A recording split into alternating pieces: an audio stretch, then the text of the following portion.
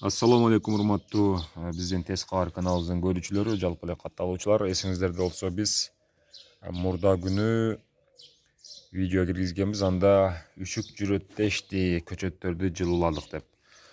Эсиңиздерде болсо мына ушул жөөктөрдөгү бадыраңдын үстүндө атайын жанагы пакта эккен подпленка тартылган болчу.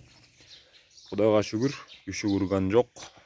Биз сактап кала алдык, бирок көпчүлүк дыйканчылык аймактарда мына ушундай бадыраң, помидорлор үшүк алып кетиптир деп угуп атабыз, көрүп атабыз дегендей. Ушу менин эле айылымда, менин көчөмдөгү эле башка коңшулардын ушул жаппай койгон көчөттөрүн дагы үшүк алып кеткен экен. Мына бул жакта подпленка болчу, бул жакта мына капусталардын үстүнө банка жабылган болчу. Бардыгын алып койдук. Пияз менен чеснокты билесиздер, буларга үшүк ала бербейт. Марттын 20-сында эгилген сарымсак көчөт эгилген. Мына помидорлор дагы кудайга шүгүр, баары жакшы. Үшүк алган эмес. Мына ушул жипти тартып туруп, мен үстүнөн пленка тартып, жаап жылуулап койгон элек да. Үшүк алган жок, кудайга шүгүр.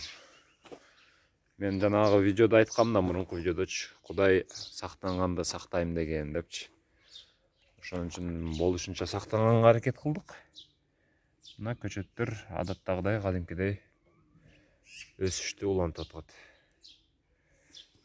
Кудай берсе эми бир апта 10 күндө жанданып калса, астын чаап, тазалап дегендей.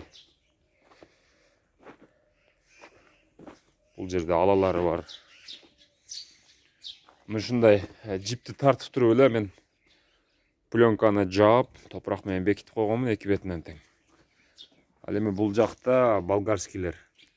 Эсиңиздерде болсо керек, желим бөтөлкөнүн баш жагын, капкак жагын мен ушул болгарскийлердин үстүнө кийгизип койгон болчумун.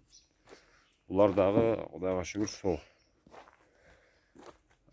Испытания үчүн, текшерүү үчүн мен бул жерде бир-эки болгарскийдин үстүн ачык калтырганмын.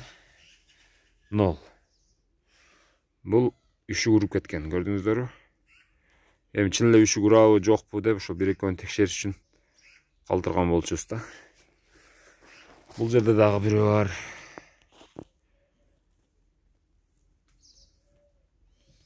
Мына жарым жалбырагын үшүк алып карайып кетет экен да, негизи үшүк алгандачы. Ошо достор, мен не деп айтам?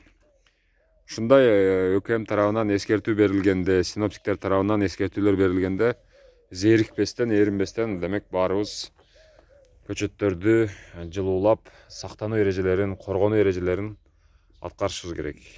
Кийинки жылы болобу, башка убакта болобу, ушул нерсени биз дагы эсибизде тутушубуз керек. Андыктан дыйканчылык кеч калбашы керек, баардык нерсе өзүнүн мөөнөтү менен болуш керек.